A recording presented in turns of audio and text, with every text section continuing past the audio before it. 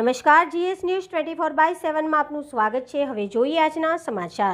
ધોરાજી ગ્રામ્ય વિસ્તારમાં ભારે વરસાદ। ધોરાજી, કલાણા, પાટણ વાવ, હડમતિયા, ભાડેર, ચિંચોડ સહિત ગ્રામ્ય વિસ્તારમાં ભારે વરસાદ। ધોરાજીના પાટણ વાવમાં ધોધમાર વરસાદ। ઓસમ ડુંગર પરથી ધોધ વહ્યો। અદ્ભુત દ્રશ્યો કેમેરામાં કેદ।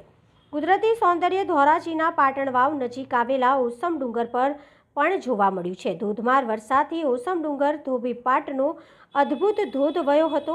પાટણ વાવ ધોબીપાટનો ધોધ વહેતા સહેલાણીઓ નજારો જોવા ઉમટી પડ્યા। અદ્ભુત નજારો જોવા આવેલા સહેલાણીઓ નયનરમ્ય નજારો જોઈ અચંબિત થઈ ગયા।